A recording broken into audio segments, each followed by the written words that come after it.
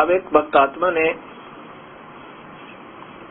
कबीर साहब से पूछा, प्रभु मैं तो चारों धामों पर जाता हूँ और कहते हैं चारों धामों पर घूमे हुआ ना उसकी मुक्ति होती है, बड़ा लाभ होता है। कबीर साहब कहने लगे, भाई तीर्थ और धाम क्या चीज होती है। अब जो कबीर साहब ने बताया उसके आधार पर यह दास कुछ वर्तमान उदाहरण देकर के आपको बताना चाहेगा। धाम और तीर्थ वो स्थान है जहाँ कोई आध्यात्मिक ऐतिहासिक कोई घटना घटी है। तीर्थ जैसे कोई तालाब का आसरा लेकर कोई संत ऋषि जन अपनी साधना किया करते थे, उस जल का आश्रय लेकर के, और वहां उसी में तालाब पर बैठकर उसी में भक्ति करते थे, उसी तालाब के किनारे पर, और उसी में स्नान करते थे, जल पान किया करते थे। और गांव का आसपास गांव होता था किलोमीटर आधा किलोमीटर पर, वहां से अपनी भिक्षा मांग लाते थे, वहां बैठकर अपना जीवन संन्यास मार्ग लेकर के भक्ति करते थे। और वो अपनी पूरी भक्ति जिस भी लोक की, जिस भी इष्ट की जैसी साधना उसने की वो कर कर चले गए। अब वहां पर क्या रहा, वो तालाब और वो वृक्ष, बस। वहां क्या है, कुछ नहीं है। जैसे एक बार एक व्यक्ति के घर पर एक मोम दस्ता था,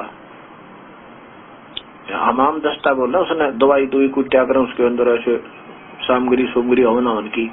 तो ऐसे ही एक व्यक्ति किसी व्यक्ति का पड़ोसी का होम इस हमाम दस्ता मांग लिया।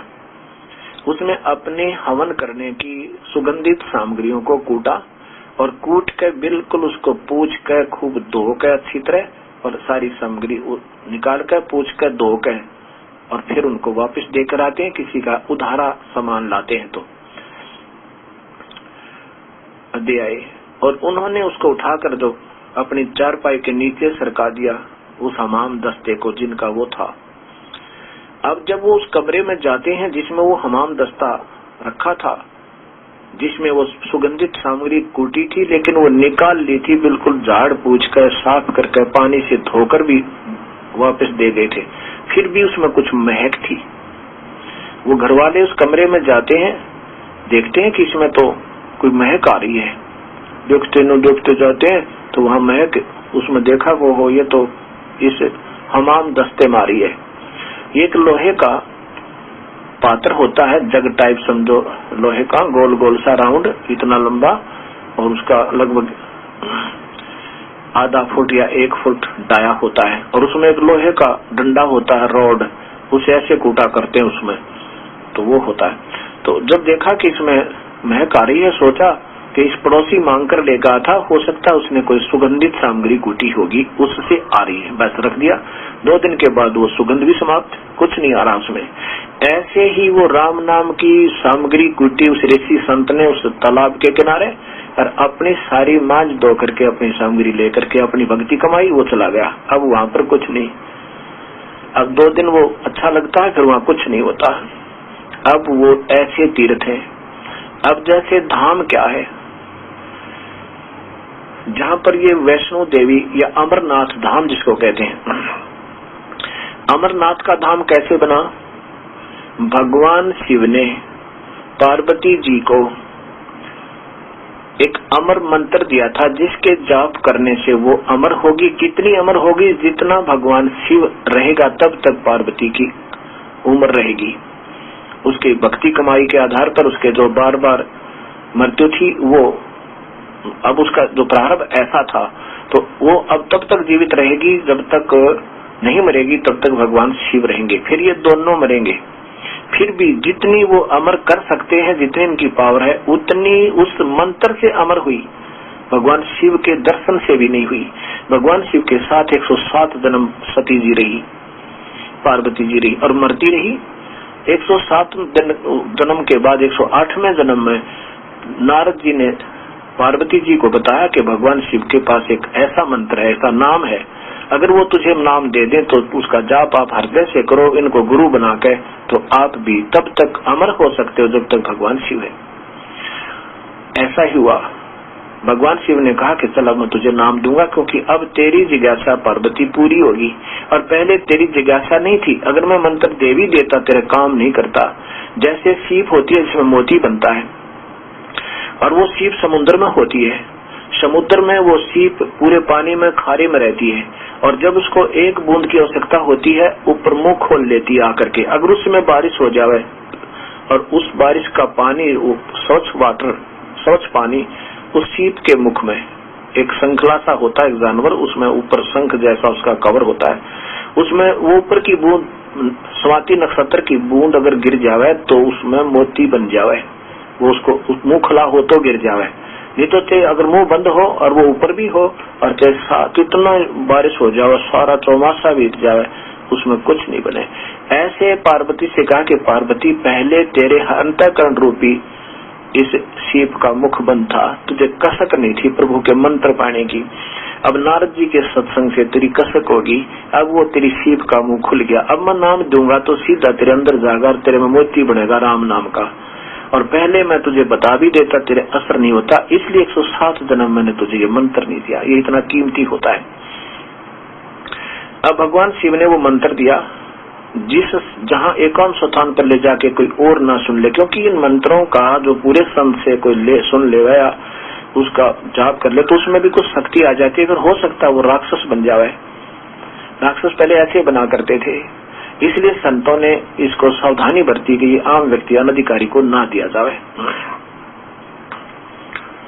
अब जैसे कहते हैं ना, वही स्वाति नक्षत्र की बूंद अगर केले में पड़ जाए तो कपूर बने, सर्प में पड़ जाए तो उसका जहर बने और सीप में गिर जाए तो मोती बने, ऐसे अनधिकारी में अगर ये मंत्र चला जाए राक्षस बन जाता है। इसलिए संत इसको थोड़ा सा गुप्त रखते हैं। अधूरे संतों से रखो चाहे मत रखो, पूरे संत सब शक्ति जिसके अंदर है, जिसको अधिकार है नाम देने का और पूर्ण संत है, पूर्ण मार्ग जानता है, उसी से प्राप्त हो। तब तो भगवान शिव ने मंत्र दिया, उस मंत्र से मुक्ति हुई। वो स्थान सिर्फ 10 मिनट घंटा आध घंटा बैठे, जितने नाम दिया, फिर वहाँ कोई नहीं गया, बैठ के अपने घर पर भक्ति करी उन्होंने। अब ये नादान संतों के आधार पर आधारित ये बड़ी प्यारी आत्मा प्रभु की तरफ में इतने भयंकर स्थान पर जाती है जहाँ बर्फ पड़ती है और वहाँ जाकर देखने जाते हैं। क्या देखने जाते हैं? तो यहाँ पर पार्वती जी को भगवान शिव ने मंत्र दिया था, वो अमर होगी। फूटे बाग मारे। अब जैसे कोई कहीं व्यक्ति भट्ठी बनावे, जलेबी उतारे, लड्डू बनावे, कचौड़ी पकौड़ी बनावे, खावे और चला जावे, वो भट्ठी वहां पर है। और कोई आकर कहे आजा तुझे भट्ठी दिखाऊं जहाँ लड्डू बनाए थे। अब ना वहाँ हलवाई ना भट्ठी, अब ना वहाँ हलवाई ना वहाँ पर वो जलेबी और लड्डू, वो केवल भट्ठी रहेगी, ईंटों की बनाई थी। अब उस भट्ठी को देखने से ना तो पेट भरे और ना विधि का पता चला वो कैसे बनाई जाती है। अब वो भट्ठी है जहाँ पर पार्वती ने राम नाम के लड्डू उतारे थे और खाए और अमर होगी। अब उस भट्ठी को देखने से कोई लाभ नहीं है, चाहे कोई जाओ चाहे बेशक मत जाओ। लेकिन अब ये बात बुरी लगे क्योंकि हम उन पुराने अधूरे संतों ने घने रंग दिए। अब जैसे एक बार 3 घटना तो मेरे जीवन में हो चुकी हैं। अमरनाथ की यात्रा पे अभी पिछले 5-6 वर्षों में, 7-8 वर्षों में 3 घटनाएं हमारे सामने, आंखों के सामने, पेपरों में सुर्खियों में आई। एक समय जगन्नाथ की यात्रा पर यह प्यारी आत्मा प्रभु की तरफ में जा रही थी और वहां बर्फ में दबकर लगभग 1100-1200 व्यक्ति मर गए, जिनका शव भी नहीं मिला। अब देखो, ये परमात्मा चाहती है और इन अधूरे गुरुओं के आधार पर बेचारी इतने कठिन मार्ग से अपनी जान की परवाह भी ना करके अपना शरीर भी सौंप देती है प्रभु के लिए, लेकिन कुछ नहीं मिलता। अब जैसे कोई बबूल भिजवा दे और कहे ये आम है, अब उसकी आम समझ कर सेवा भी करे, पानी भी डाले, सिंचाई करे, उसको रखवाली भी करे, अंत में लगेगा क्या कि करके कांटे लगे, बबूल के कांटे होंगे, आम नहीं हो सकते। करता था जब क्यों किया, इब करके क्यों पछतावे, बोवे पेड़ बबूल खाहा, आम कहाँ से खावे। 3 बार ऐसी घटना हो चुकी है। और फिर भी ये प्यारी आत्मा उन अंधे गुरुओं के आधार पर फिर वही धामों पर जाती है। धाम संतों से बने, और संतों के पास जाओ जिसके पास वो जड़ी, वो जलेबी, वो मंत्र है, और खावे और खिलावे, बेड़ा पार हो जावे। ये ऐसे अधूरे संत हैं जो अभी भी इन चारों धामों की महिमा गावे, इन बूढ़ी आत्माओं को उस तालाब में नवावे हैं और कहो मुक्ति हो जाएगी। बूढ़े आत्माओं, गीता जी में कहीं नहीं लिखा चारों धामों के चक्कर काटो या गोवर्धन के चक्कर लगाओ, बिल्कुल नहीं। ये शास्त्र विरुद्ध होने से आपको कभी सफल नहीं होने देगी। इसी कारण से हम भक्ति मार्ग में पिछड़ते जा रहे हैं। अब कोई कहे दूसरे जो धाम ये संतों के सथल बने हैं उनको भी धाम बोलते हैं। जहाँ पर कोई संत रहा हो, उनका शरीर छूट जावे और वो बहुत अच्छे महान आत्मा थे, जो उनके शिष्य हुए उनको सत भक्ति मार्ग बताया करते थे, उनका उद्धार किया करती थी। फिर वो शरीर छोड़ जाता है, उसकी यादगार, उसको नीचे शरीर का अंतिम संस्कार करके ऊपर छोटे से यादगार बना देते हैं। और फिर कुछ समय के बाद वो लालची लोग जो उनके अनुयायी होते हैं, वो नकली महंत और संत, वो उनके ऊपर एक मूर्ति और रख लेते हैं और कहते हैं ये मूर्ति है ना, वही काम करेगी, महाराज जी वाला काम करेगी जो अमुक संत रहा करता था। वो तो शेर का चिन्ह है। जैसे कोई कहे कि शेर की पैड़ को वहां पर सुरक्षित रख ले और उसके ऊपर एक यादगार बना दे, कोई पूछे कि ये क्या है, कि यहाँ शेर आया था और यहाँ शेर की पैड़ है, शेर आया था, चिन्ह है वो शेर का। अब वो शेर नहीं है, शेर का चिन्ह शेर वाला काम नहीं कर सकता। ऐसे ही उस संत वाली का काम वो संत की मूर्ति नहीं कर सकती। वो अधूरे, वो समझो स्वार्थी तत्व है जो कहते हैं ये मूर्ति भगवान, वो संत वाला ही काम करता है। जैसे कोई वैद्य बहुत अच्छा हो और उसकी मृत्यु हो जाए, उसकी यादगार बनाए रखने के लिए वहां पर एक यादगार बना ले, उसके ऊपर एक कोई स्ट्रक्चर तैयार कर दे, उसमें एक मूर्ति भी रख दे, जैसे आजकल शहीदों की भी लगा देते हैं। ठीक है, यादगार तो बहुत अच्छी बात है, याद आवे कि हमारे ऐसे महापुरुष यहाँ पर रहे थे। लेकिन कोई कहे कि ये वैद्य वही काम करेगा और यहीं आ जाया करो, यहीं पैसे चढ़ा जाया करो, तुम आरोग्य हो जाओगे, ये उनकी शास्त्र विरुद्ध, गीता विरुद्ध, ग्रंथों, सदग्रंथों विरुद्ध साधना होने से हानिकारक है। और उनको नाम देने का अधिकार नहीं, नाम वो दे नहीं सकते वो, क्योंकि उनके पास वो वस्तु है नहीं। वो तो पूर्ण परमात्मा का हंस, प्यारी आत्मा ही उसको ईश्वर कृपा से ही जिसको आदेश हो नाम देने का वही दे सकता है। पूरे नाम हो तब वो बात बने।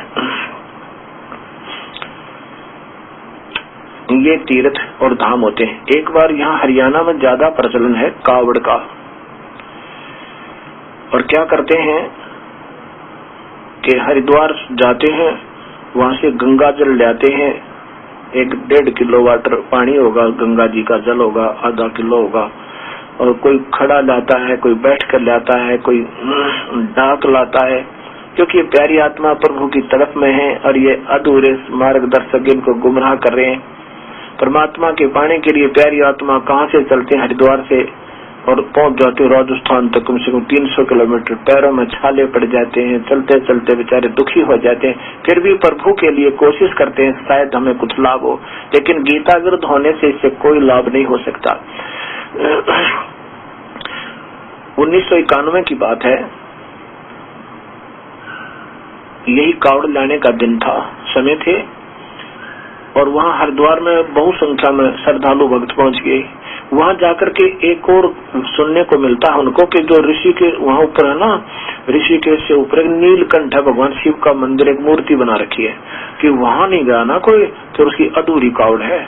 ये बेचारे वहाँ भी पहुंचे। अगर चल इतनी दूर आगे हैं तो वो थोड़ी सी चढ़ाई और चढ़ लेते हैं, 40 किलोमीटर 45 किलोमीटर और आगे जाते हैं, तो वो सफल होती है कावड़ और ज्यादा लाभ देती है। ऐसा उनका अपना सुना सुनाया ज्ञान है। 1991 में यही जुलाई और अगस्त का महीना था।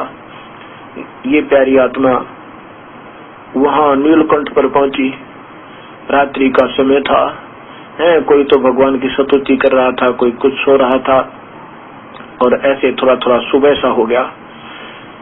सुबह का थोड़ा सा सुबह हुआ था उसी समय ऊपर से एक पत्थर पहाड़ गिरा, पहाड़ का बहुत बड़ा टुकड़ा, उसके चारों तरफ से मिट्टी निकल गई और वो पानी पूनी से रिसने से, और वो पूरा पत्थर आकर उस नीलकंठ के मंदिर पर गिरा।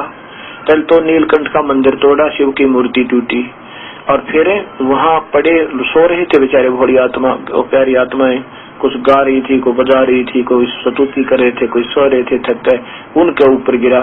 500, 400, 1000 तो वहां हमारे। और फिर वो ऐसे गिरता हुआ, ऐसे रोटेट करता हुआ उस ढलान में से, स्लोप में से चल पड़ा जिधर से यात्री ऊपर जा रहे थे नीलकंठ के दर्शन के लिए। ऐसा अनर्थ सुनते सुनते कलेजा हल जाता है और कांपने लग जा।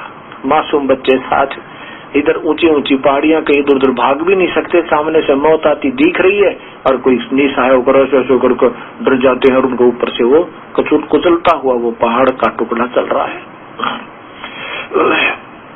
थोड़ा थोड़ा दिन निकलाया।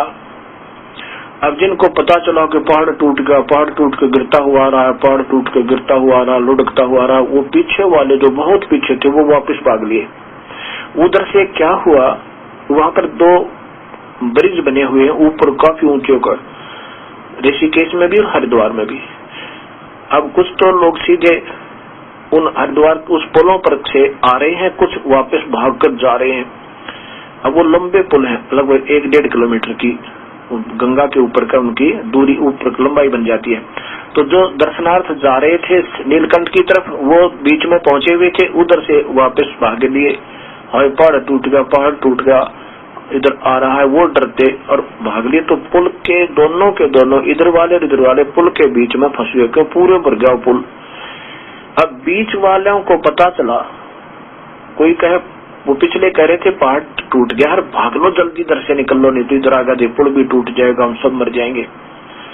अब वो पहाड़ टूट गया, ऐसे सुनते सुनते जो बीच वालों ने क्या सुना, जो पुल में फंसे हुए थे सारे, फंस तो सारे ही रहे थे, पर बीच में ये बात पहुंची कि पुल टूट गया ये, इसलिए वापस भाग रहे हैं। अब कुछ इधर भाग रहे थे, कुछ इधर धक्के दे रहे हैं। उस पुल के ऊपर काफी चौड़ा पुल है, वो 10-15 व्यक्ति आराम से बराबरी जा सकते हैं। अब ऐसे इधर उधर भागा दौड़ी में, हलचल में, रिहर्सल में, बूढ़े और बालक जो नीचे पैरों तला गए वो कुचल कर मर गए, 100-200 तो वहां मर गए। बीच वालों ने सोचा ये पुल टूट गया और हम दब कर मर जाएंगे, वो गंगा में छलांग लगा के 100-200 वहां मर गए। बहुत भयंकर जल चलता है, अगस्त के महीने में वर्षा होकर के फुल स्विम पर चलती है ये गंगा का पानी, बहुत बरकर। अब कुल मिलाकर पेपर में आया था लगभग 2500 व्यक्तियों की मरने की आशंका। यदि भगवान शिव इन साधनाओं से प्रसन्न होता तो ऐसा अनर्थ शायद वो बचा सकते। वो प्रसन्न नहीं है क्योंकि शास्त्र विरुद्ध है। शास्त्र विरुद्ध होने से ना लाभ देवे और ना हानि देवे, लाभ नहीं दे सकता, हानि तो हो ही पड़ी है। तो इस प्रकार ये नादान साधनाएं हमने छोड़नी पड़ेंगी। सोचना चाहिए हमें फिर दोबारा हम क्या करने जा रहे हैं। ठीक है, हम भावतावश कर रहे हैं, एक बार तो बुरा भी लगेगा अपनी साधना को कोई गलत बता दे। इस दास को भी ऐसा ही लगा था, परंतु अब बहुत याद आता है वो दिन कि वो पहले क्यों ना मिल गया ऐसा संत जिसने ये सत्ज्ञान दे दिया और मुक्ति का मार्ग बता दिया। ऐसे ये हमारे साधन है और इनको हमने त्याग कर हमारी अपनी गीता जी, मूल शास्त्र गीता, पवित्र गीता जी, पवित्र वेदों को, पवित्र बाइबल को, पवित्र कुरान शरीफ, जिसमें प्रभु कबीर परमात्मा, पूर्ण परमात्मा के आदेश और संदेश हैं, उनको हमने प्रथम मानना होगा 1 नंबर पे। उसके बाद अन्य जो है वो काल के, इस निराकार भगवान के और उसके दूतों के, फरिश्तों के, उनके फरिश्तों के हैं। जैसे जबराइल नाम का, अजराइल नाम का, ये इस तरह के फरिश्ते आते हैं, ये काल के भेजे हुए आते हैं, उनके हमने नहीं मानने। वो अगर पूर्ण परमात्मा का जो आदेश है मांस मत खाओ, वो कबीर परमात्मा का, पूर्ण परमात्मा का आदेश है। और फिर आगे आदेश है कि कुरान शरीफ में, पवित्र बाइबल में मांस खाओ, वो पूर्ण परमात्मा का आदेश नहीं है, ये काल के एंजलों का, फरिश्तों का है। ये मान्य नहीं है, ये हानिकारक होगा, इसका हमने पाप भोगना पड़ेगा। ऐसे कबीर परमेश्वर सभी हिंदू, मुसलमान, ईसाइयों को अपनी प्यारी आत्माओं को ये सत भक्ति दर्शन किया करते थे, और जिसके कारण जो वर्तमान अधूरे गुरु संत और महंत होते हैं वो सच्चाई को भक्त समाज तक नहीं जाने देते, क्योंकि उनकी महिमा, उनकी प्रभुता वो बाधक बन जाती है, क्योंकि वो अधूरा मार्गदर्शन कर रहे होते हैं। फिर वो समझते हैं कि तुम्हारी बेइज्जती होगी, और इस कारण से वे सारे समाज को गुमराह करते रहते हैं और कबीर साहब के दुश्मन बना देते हैं। परमात्मा कबीर साहब सत्संग किया करते थे और सच्चाई को बताया करते थे। वो कहा करते कि तुम काल के जाल में हो, ये ब्रह्म जो है, ये क्षर पुरुष, ये ज्योत स्वरूपी निरंजन, ये स्वयं काल है, और यही तुम सबको नचा रहा है। यहाँ पर गधे और कुत्ते सुअर न जाने कितने जीवन भोग लिए तुमने, कबीर साहब ये बताया करते थे। और ये साधना जो आप कर रहे हो, ब्रह्म तक की साधना भी अधूरी है, अनुत्तम है। जैसा गीता जी के 7वें अध्याय के 18 श्लोक में लिखा है कि मेरी जो ज्ञानी पुरुष हैं, जिनको पता लग गया कि वेदों के में लिखी हुई व्याख्या है कि एक प्रभु की भक्ति करें, अन्य नहीं करनी चाहिए, वो बेचारी भोली आत्मा, खुद ब्रह्म कह रहा है, क्षर पुरुष काल कह रहा है कि वो मेरी अनुत्तम सथित गति में सथित रहते हैं। अनुत्तम माने घटिया, अश्रेष्ठ, क्योंकि इस साधना में जन्म मरण जीव का नहीं मिटता, ये नियम है इसका। ओम नाम, वेदों में ओम नाम का जाप है, और उसी के आधार पर भक्तजन साधना करते रहे। ऋषि लोग भी, उनकी भी जन्म और मृत्यु नहीं मिटी। ठीक है, जितने पुण्य बने उनके आधार पर कभी स्वर्ग में पहुंच गए, कभी देव बन गए, कभी इंद्र बन गए, फिर नीचे राजा बन गए, फिर कुछ अच्छी कमाई की तो फिर देव बन गए, और फिर साथ में पाप कर्म भी साथ में भोगने पड़ते हैं जीव को। उन जब पुण्य समाप्त हो जाएंगे, उसमें वो राजा और देव बनना बंद हो जाएगा। फिर गधे और कुत्ते और सूअर, न जाने ये जंगली जानवर और वृक्ष पेड़ पौधे की जूनियों को भोगेगा। अब इस बात को अब कोई स्वीकार करने को तैयार नहीं है, क्योंकि अभी तक हमारे जितने भी गुरु लोग रहे हैं जो शास्त्र विरुद्ध बता रहे हैं, उनको पूर्ण ज्ञान न होने से वो हमें अधूरी व्याख्या पर आधारित किए हुए हैं। कहते नहीं, मनुष्य तो मनुष्य बनता रहेगा, ऐसी ऐसी व्याख्याएं कर रहे हैं, ये शास्त्र विरुद्ध है। कबीर परमेश्वर सत्संग किया करते थे। एक बार सत्संग कर रहे थे, उनके सत्संग के अंदर एक बहन, एक वैश्या आ जाती है, और उस गणका ने कबीर परमेश्वर का सत्संग सुना। कबीर साहब ने बताया कि मानुष जन्म दुर्लभ है, ये मिले न बारंबार, तरवर से पत्ता टूट गिरे द्वाई, बोर न लगता डारे।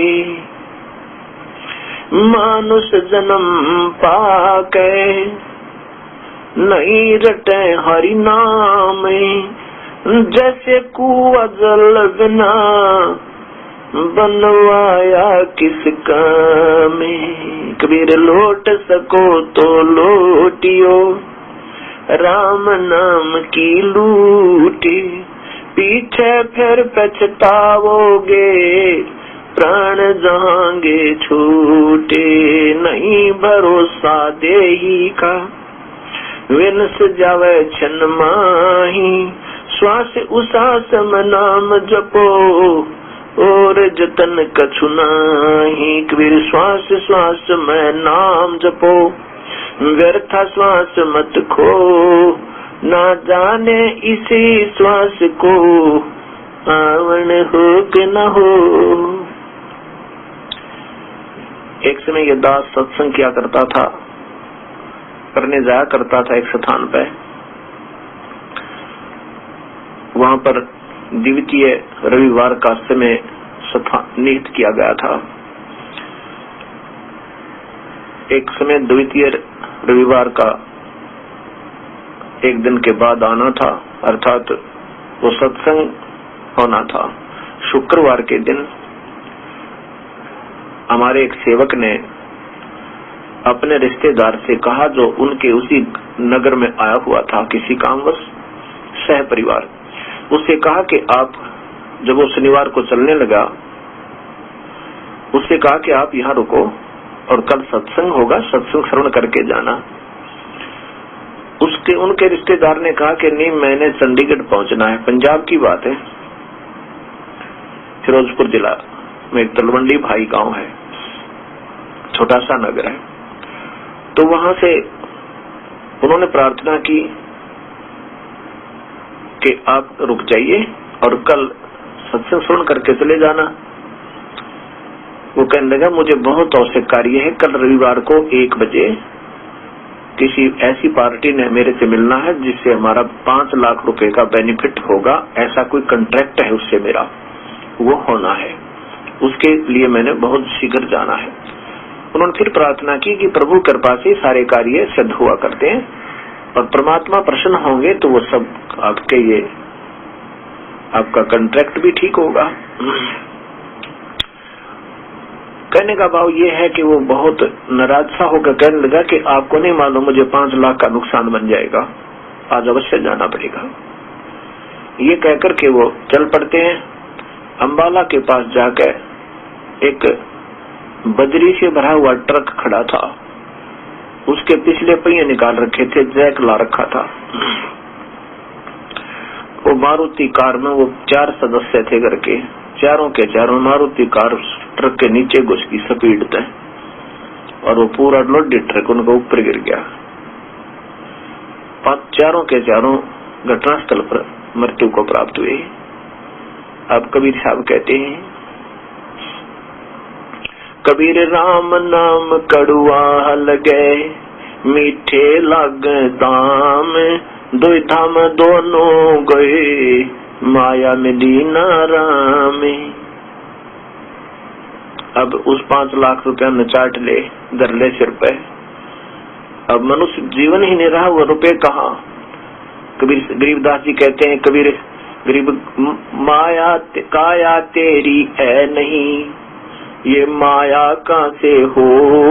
ये काया ही तेरी नहीं है ये भी जानी है एक दिन, और ये माया तेरी कहाँ से होगी नादान। चरण कमल में ध्यान रखो भाई, इन दोनों को खोए।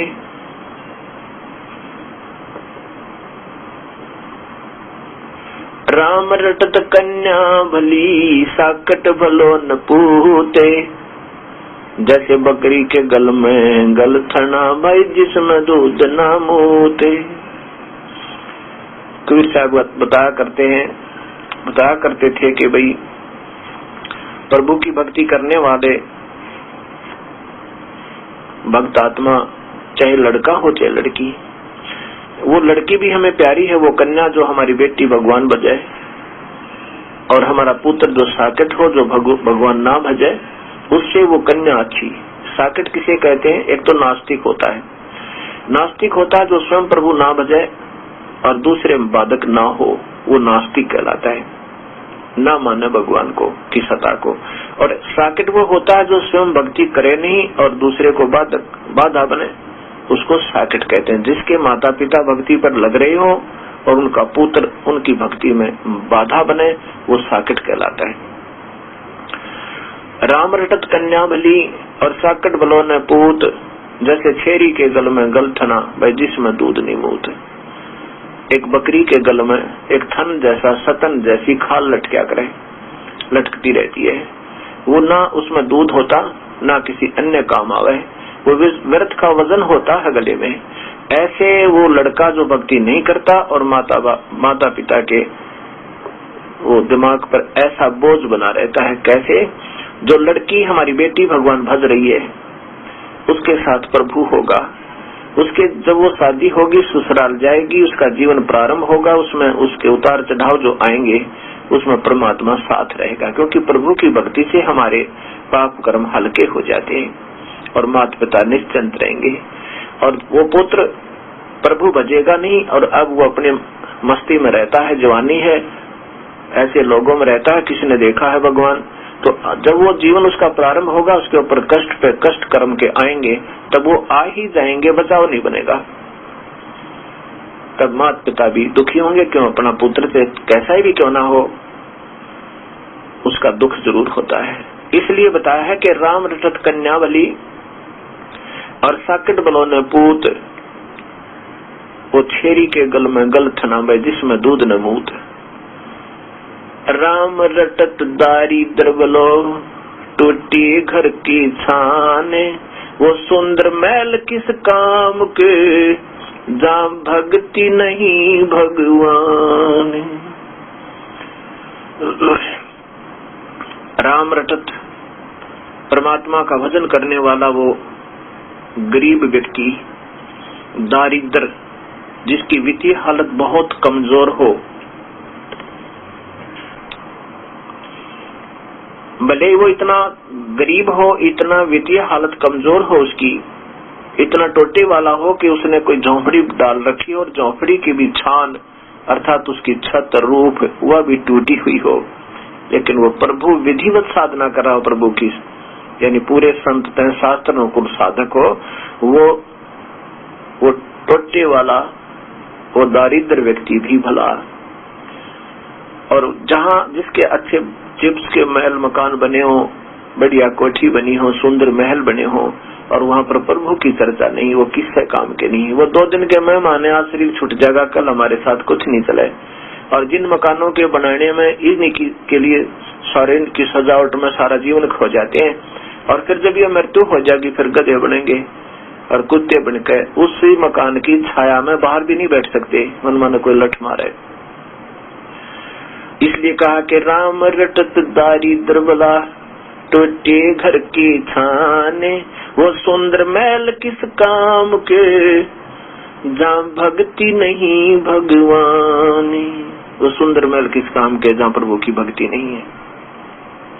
अब कलयुगी संत अपने विचारों के आधार पर जो शास्त्र विरुद्ध बताते हैं, वो कहते हैं कि मनुष्य तो मनुष्य ही बनता है, और किसने देखा कुत्ते और गधे बनते हैं। देखो, हमने शास्त्रों को आधार मानना होगा, उनमें जो प्रमाण लिखा है वो सही है।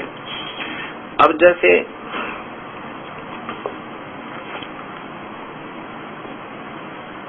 दास ने एक पुस्तक पढ़ी, आओ जैन धर्म को जाने।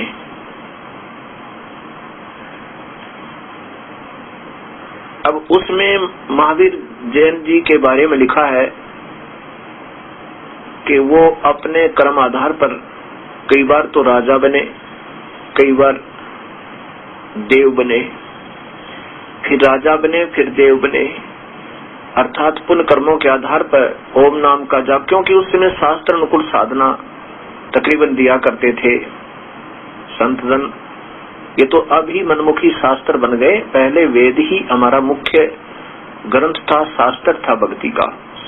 कबीर साहब की वाणी तो अलग से रहती है हर युग में, लेकिन मुख्य तौर पर हम वेदों को ही मानते आए हैं। अब ये दास ये सिद्ध करना चाहता है कि मृत्यु और जन्म जीव की बनी रहेगी। कब तक? जब तक हम केवल ब्रह्म साधना करते हैं, वो भी वो विधिवत साधना करते हैं, उनको कुछ लाभ अच्छा मिलता रहता है। जो अन्य देवताओं की पूजा करते हैं, जैसे गीता जी में मना किया है 7वें अध्याय में कि अन्य देवताओं की पूजा, तीनों गुणों से नीचे की भी पूजा और तीनों गुणों की पूजा, ये व्यर्थ है, ये अक्षणिक सुख है। इससे ज्यादा ब्रह्म साधना में सुख है, लेकिन वो भी अनुत्तम लिखा है कि मेरी भी अनुत्तम है। ब्रह्म तक की साधना भी पूर्ण नहीं है। कैसे? अब ये पुस्तक देखिए, आओ जैन धर्म को जाने।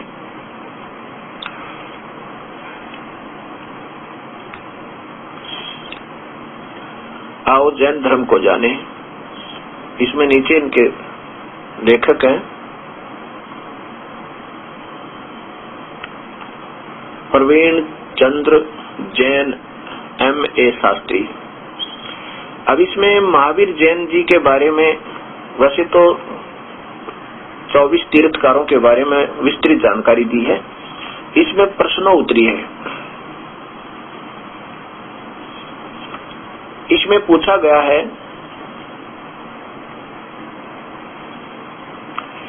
कि महावीर जैन जी जो है ये अंतिम तीर्थकार धर्म जैन के माने जाते हैं। और मैं थोड़ा सा मौखिक बताऊंगा। महावीर जैन जी का पहला जो जन्म आदरणीय ऋषभदेव जी, जो कि जैन धर्म के प्रवर्तक महापुरुष माने जाते हैं। ऋषभदेव का पुत्र भरत और भरत जी के पुत्र मारीची। मारीची वाली आत्मा ही आगे चल के महावीर जैन बनी। अब देखो ये शास्त्र हमारे पास है, पुस्तकें लिखी हुई हैं, आम समाज इनको पढ़ रहा है, तो ये दास अगर इन पुस्तकों को आपको दिखा दे तो कोई बुरा नहीं। ये तो प्रमाणित लेख है। इसमें से हमने कुछ निष्कर्ष निकालना है कि सच्चाई जो इन्होंने जो लिखा वो बिल्कुल सच लिखा है। जितना इनको शास्त्र अनुकूल जितना ज्ञान हुआ, इन्होंने कोई बात को छुपाया नहीं। ये इस जैन धर्म की पुस्तक में मैंने एक विशेषता पाई कि ये मारीची जो श्री महावीर जी जैन अंतिम तीर्थकर माने जाते हैं जैन धर्म के, ये मारीची वाली आत्मा। और मारीची जी को ऋषभदेव जी से उपदेश हुआ था। अब ये बताना चाहता ये दास है, कबीर साहब हमें क्या बताया करते जो सच थी। उन्होंने ये बताया करते हमें कि मारीची जो है ये ऋषभदेव जी के पोते, और ऋषभदेव जी ने 1000 वर्ष तक तप किया। 1 वर्ष निराहार रहे, फिर किसी ने उनको खीर खिलाई, और फिर वो 1000 वर्ष तप करने के उपरांत जब उन्होंने दीक्षा देनी प्रारंभ की, पहली दीक्षा मारीची को दी।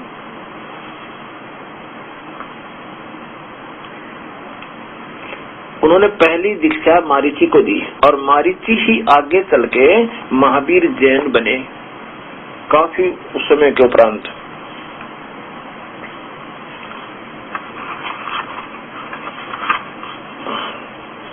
ये पुस्तक है कि जैन संस्कृति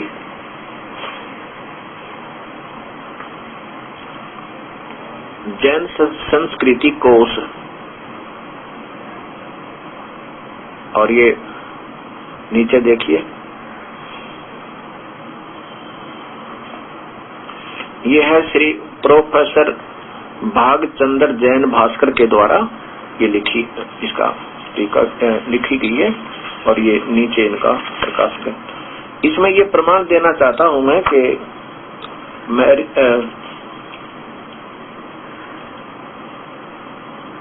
इसके 170 पृष्ठ पे ये संबंध प्राच्य कोश संस्थान नागपुर कला धर्म से संस्थान वाराणसी से प्रकाशित है, प्रोफेसर भागचंद्र जैन।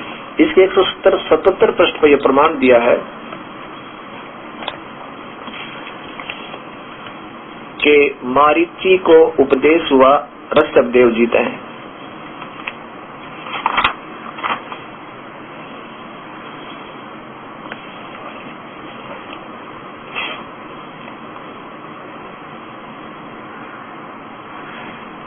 अब देखो ये थोड़ा सा ये पढ़ लो यहाँ पर 170 पृष्ठ पे।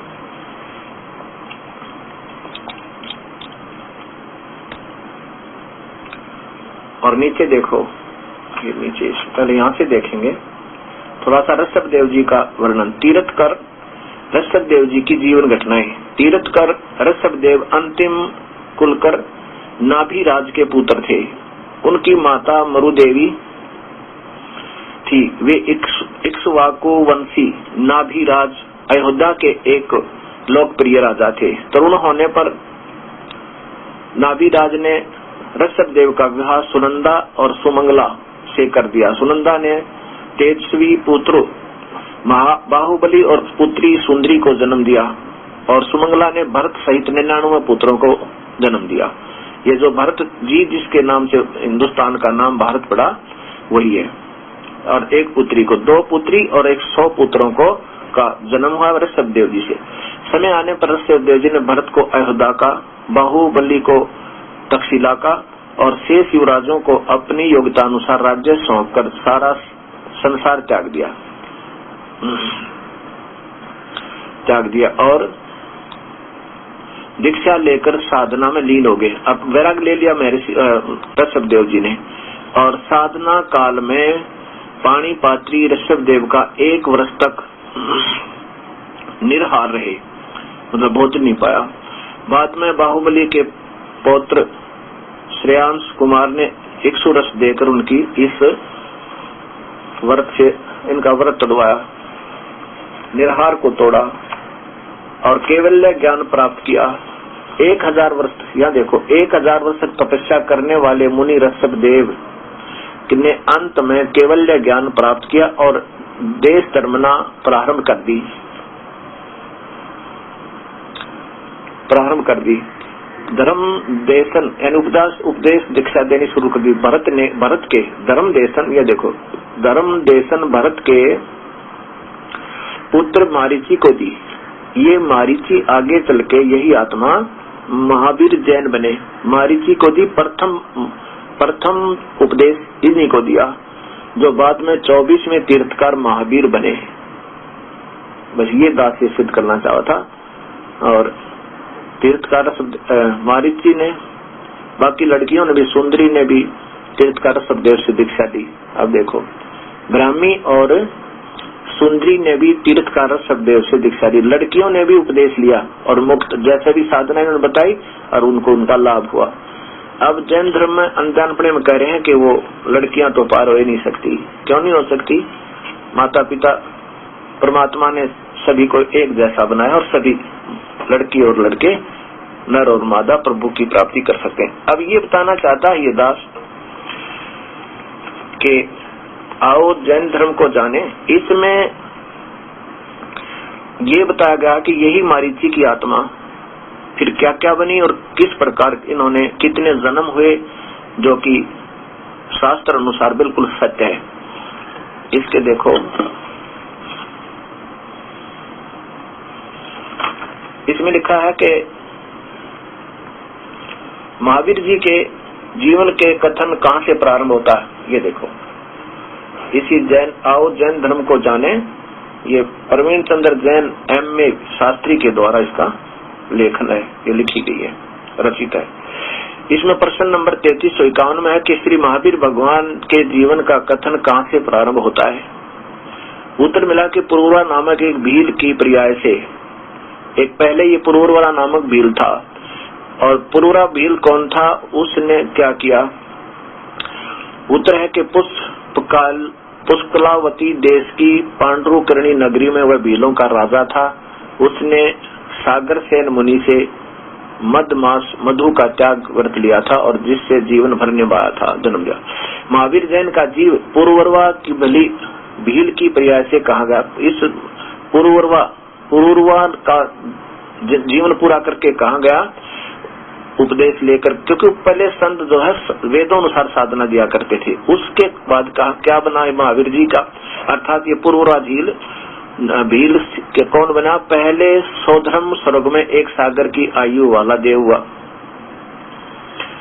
पुरूरवा भील का जीवन पूर्ण करके और संत किसी ऋषि से उपदेश लेकर के ये एक स्वर्ग में एक सागर आयु वाला देव हो गया। कौन? महावीर जैन का जीव घूम रहा है, देव होया। पहले स्वर्ग के बाद फिर महावीर भगवान का जीव किस योनि में गया। अब देखो भरत चक्रवर्ती की रानी, जो ऋषभदेव के पुत्र भरत थे, उसकी रानी अंतमती से मारीची नामक ज्येष्ठ पुत्र हुआ। फिर कौन गए? ब्रह्म स्वर्ग में फिर देव होया। ये मारीची ऋषभदेव से नाम लेकर के, ऋषभदेव जी से उपदेश लेकर के ब्रह्म स्वर्ग में देव हुआ।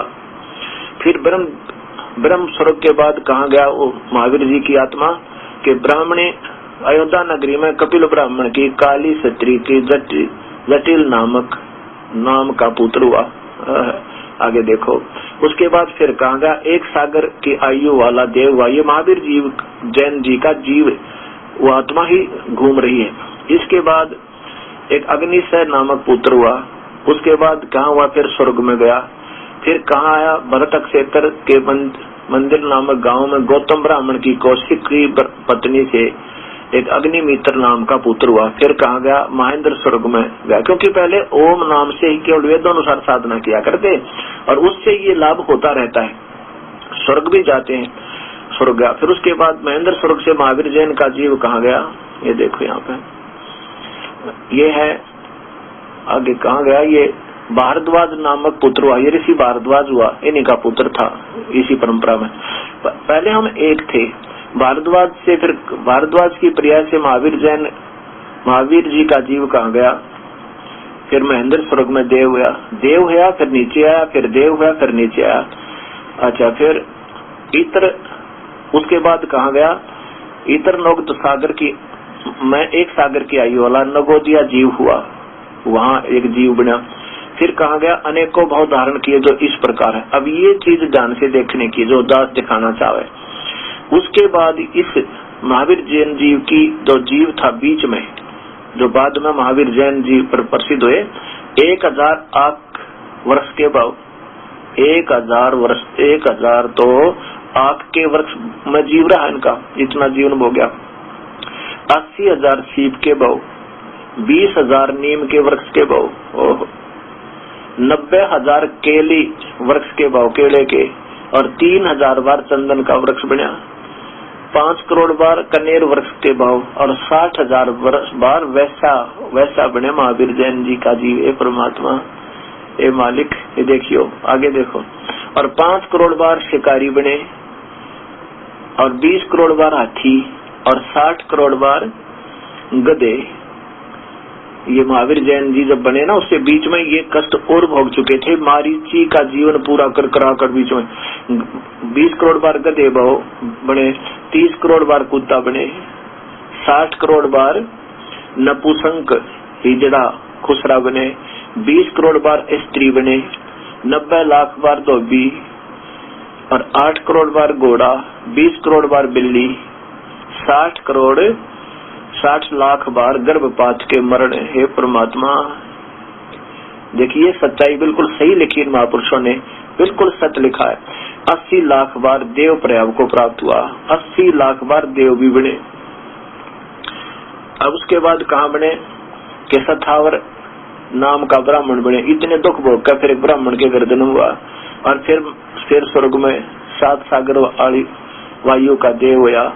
और फिर कहाँ बना, ये विश्वनंदी नामक पुत्र हुआ हो गया। फिर कहाँ गया, महाशुक्र स्वर्ग में फिर देव हुआ। फिर वो इस क्रिया शुरू होगी, इतने दुख भोग कर फिर त्रिपाठी नामक त्रिपृष्टि नामक नारायण हुआ। और 7वें नरक, फिर नरक में गया, 7वें नरक में गया। उसके बाद फिर, और 7वें नरक के बाद महावीर जैन का, यहाँ देखिए नीचे, 7वें नरक के बाद श्री महावीर भगवान का जीव कहाँ गया।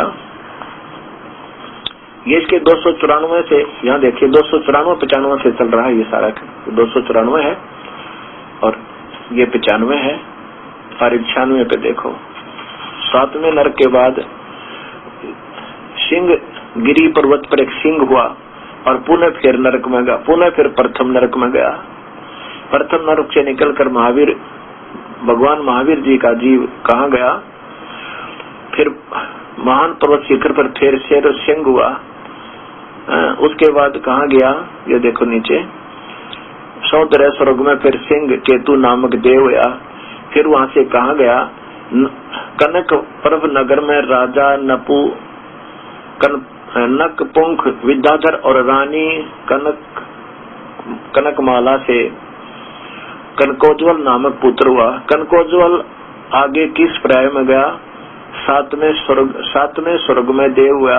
7वें स्वर्ग से श्री भगवान महावीर का जीव कहाँ गया। अयोध्या नगरी में राजा वज्रसेन की शीलवती रानी से हरिसेन नामक पुत्र हुआ। हरिसेन का जीव आगे कहाँ गया, महासुकु स्वर्ग में देव हुआ। और फिर उस देव से महासुकु स्वर्ग से श्री महावीर भगवान का जीव कहाँ गया।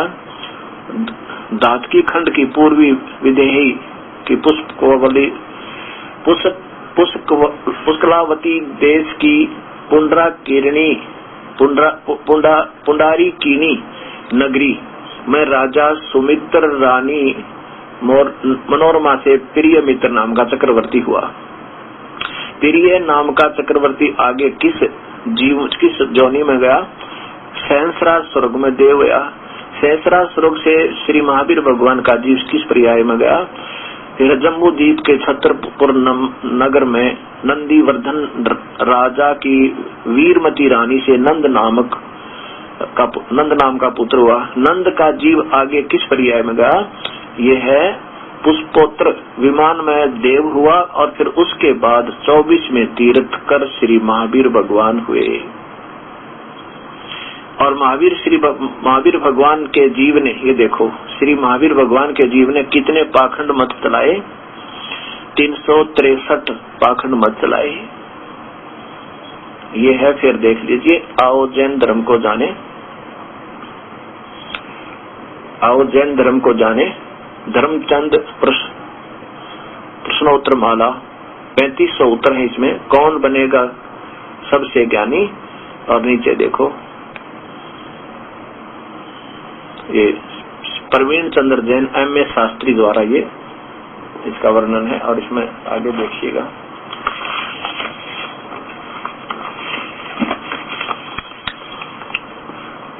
ओम महान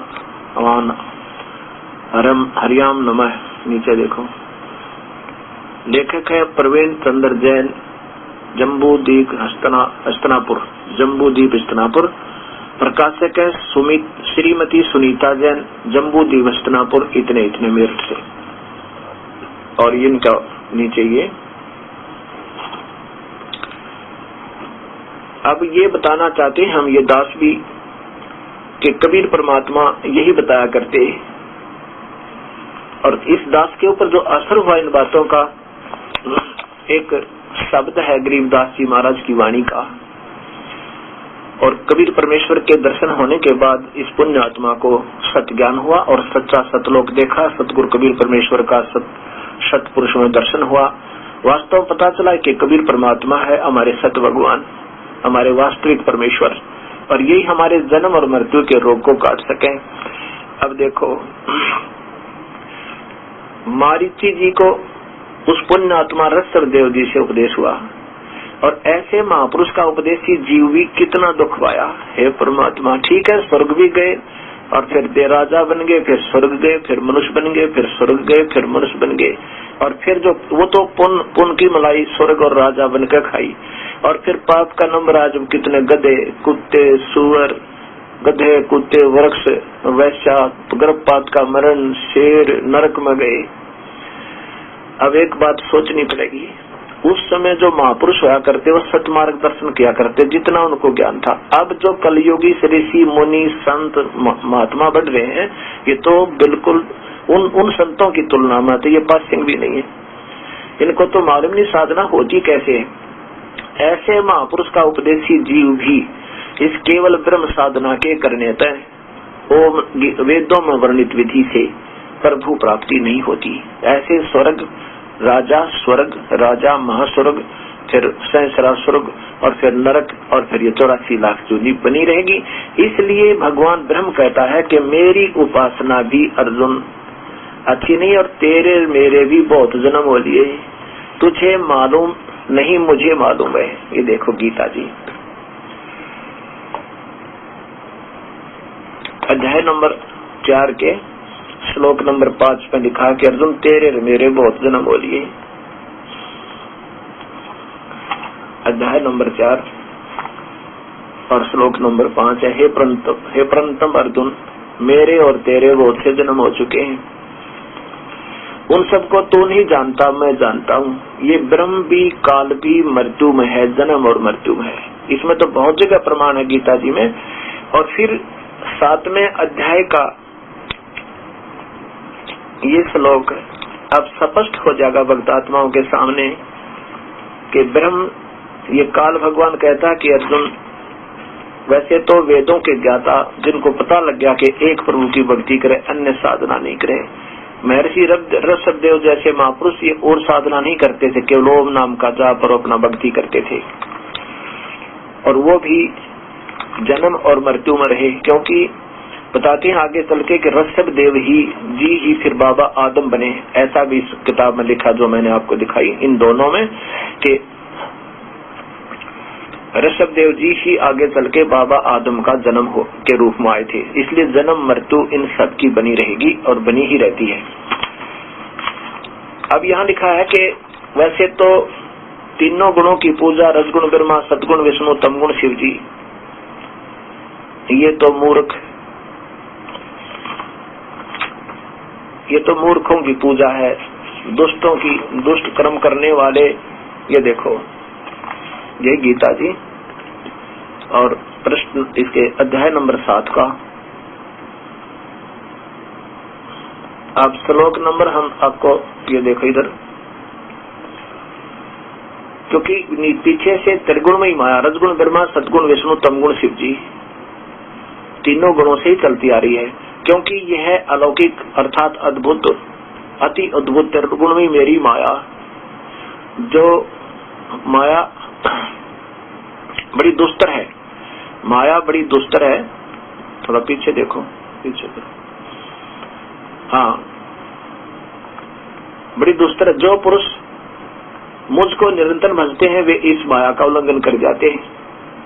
आज के नीचे देखो रजगुण ब्रह्मा, सदगुण विष्णु, ये त्रिगुणमयी माया है। अच्छा नीचे देखो, माया के द्वारा, इन तीनों गुणों के द्वारा, रजगुण ब्रह्मा, सदगुण विष्णु, तमगुण शिव जी के द्वारा इसी संसारिक सुखों में लगे रहने से जिनका ज्ञान हरा जा चुका है, अर्थात जिनकी पूजा से जो अक्षणिक लाभ है उसमें जो उलझे हुए हैं, वो आसुर स्वभाव को धारण किए हुए मनुष्यों में नीच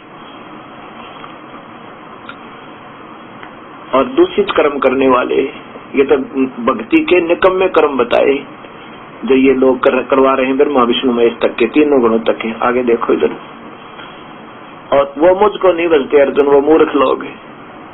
तीनों गुणों की पूजा को एक ये साधना का ये संज्ञा दी है मालिक ने, ये उपमा दी है उनको।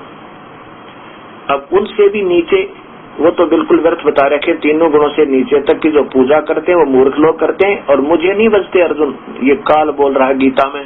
और स्वयं ही कहता है कि मेरी भक्ति भी, इस 16वें श्लोक में, मेरी भक्ति भी 4 प्रकार के व्यक्ति करते, आर्त, जिज्ञासु, अर्थार्थी और ज्ञानी। ये सुकृतिन है, ये भक्ति के सही कर्म है। ये भक्ति सही कर्म है जिनको पता है कि वेदों के अनुसार भक्ति करते हैं, शास्त्र अनुकूल करते हैं, और केवल ये मान करके एक भगवान की भक्ति करनी चाहिए। वो भी 4 प्रकार के हैं।